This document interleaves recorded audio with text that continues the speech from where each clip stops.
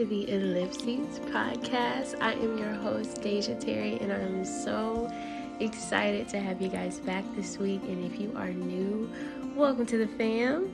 Go ahead and come in, kick off your shoes, grab some snacks, and get your notepads because it's about to be good.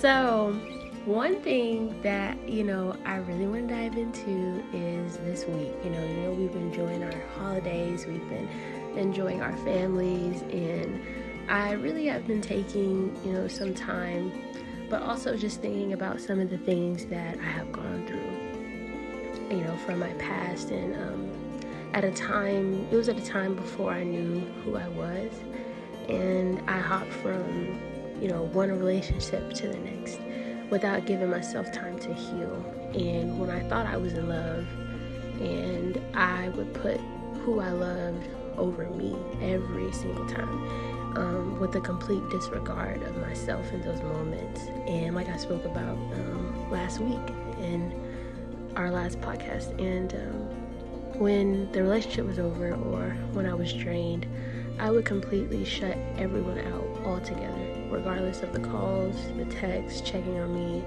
because I just didn't want to, dim anybody's light by talking about what I was going through, because I was always the ball of joy. Nobody really knew anything was really going on with me unless you really knew me. But, most importantly, I didn't want to acknowledge I was hurt, and I wanted to completely focus all my pain in the places that made me feel strong and independent instead of the vulnerable places.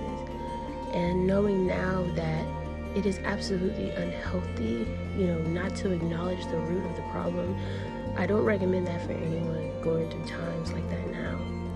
But what I'm grateful for is through those experiences and having to finally choose me, I had to sit and really go through every emotion that would pull me through, my time and healing without running.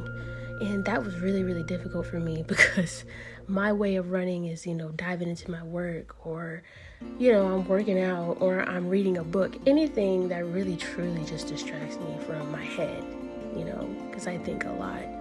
And, I had to face the one person I didn't want to face, and that was me. And my flaws, my imperfections, my traumas, everything, I had to look in the mirror and learn to love what I saw and understand the new tools that I now possessed as a result of it, because how could I allow someone to love me going forward when there were so many things that I hated about me? And I don't have, an altered body or, the racks of designer bags. A lot of us don't have those things. But what we all do have, and what I'm so blessed to know, is the only thing that we came to this earth with that makes all of us so unique and beautiful, and that is, the breath that was breathed into our lungs and the souls that we carry, which is our soul. And, we were each sent with a different purpose, never the same as the next one. And I think that is more powerful and moving than any money or material thing that could try to fill us or make us feel like we're worthy or enough. And listen, the times that we've been going through since literally, I believe, the countdown to 2019 on New Year's Eve. And I was just talking to a family member about that. I was like, I feel like everything was in slow motion. 2019 New Year's Eve, during the countdown, because I just felt like something was going to happen. And it's really been like a soap opera for so many of us the past 2 years. And a lot of us have never really had the time to take a moment and ask ourselves, are we okay? We've been going through the motions and just trying to catch up with life, from being in the house for such a while. And we haven't really, a lot of us haven't, and I know I finally have, but I didn't at the moment. We hadn't really taken a second to evaluate the damage. What scars did we get, running through a field of bombs?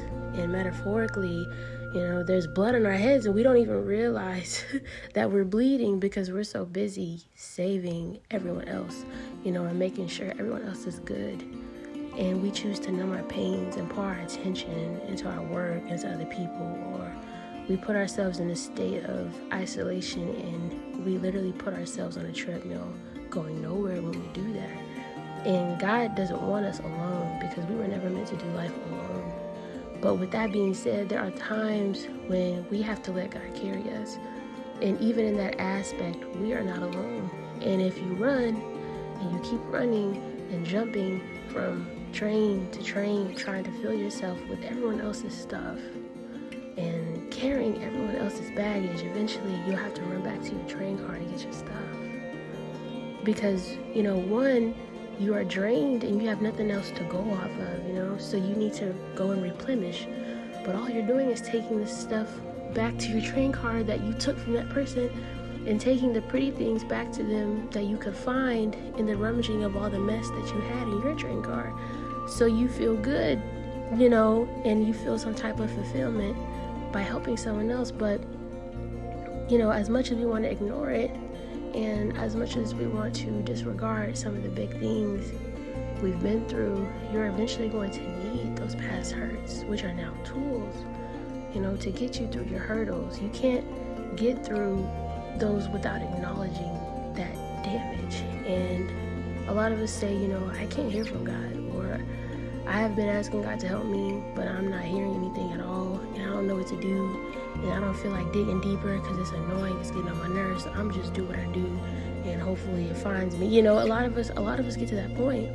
And my best friend told me this: after you acknowledge the damage, and you now know why you did the things that you did, why you ran the way you did, what the roots of your traumas were, now the question we need to ask ourselves now is, what is your action plan? To dealing with those things. We never look at the action plan. And best friend said something so profound. Best friend said we sit in a place of acknowledgement for so long, sometimes years.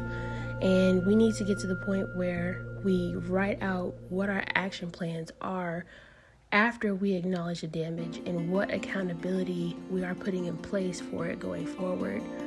And said, you have to take action based on the armor that God has spoken of in Ephesians 6, and ask yourself, where are you vulnerable that keeps sending you back to your place of acknowledgement? Where are those places?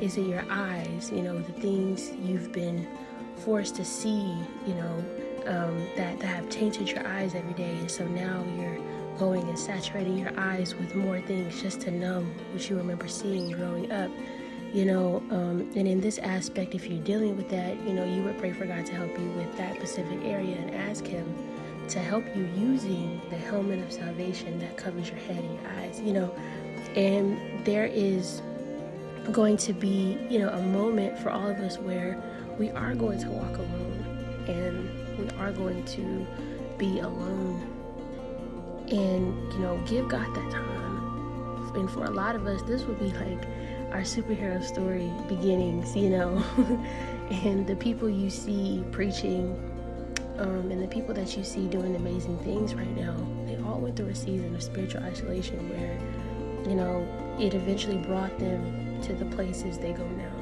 But first, they had to acknowledge the damage. They had to create an action plan. They had to grab accountability and stop pushing against the wings, trying to carry you to your new you. And the beginnings of this journey, they're not easy. I'm telling you right now, it is a process. You're going to fall, but get back up. Because, you're going to realize that in time, the wind that you've been running against and pushing against, you will eventually let out the most, literally taking the weight off of you. You're going to breathe that type of breath. And when you breathe that type of breath, I'm telling you now, it is the most relaxing release of air that you'll probably ever take. But when you eventually let out this breath you've been holding, and you just lay back and let the wind carry your wings, you'll open your eyes and realize letting go was and will be the most elaborate and breathtaking growth of your life. Because from that growth, you'll reach places you would have never had access to had you not just let go and let God. So I'm going to leave you with that. I love you guys so much.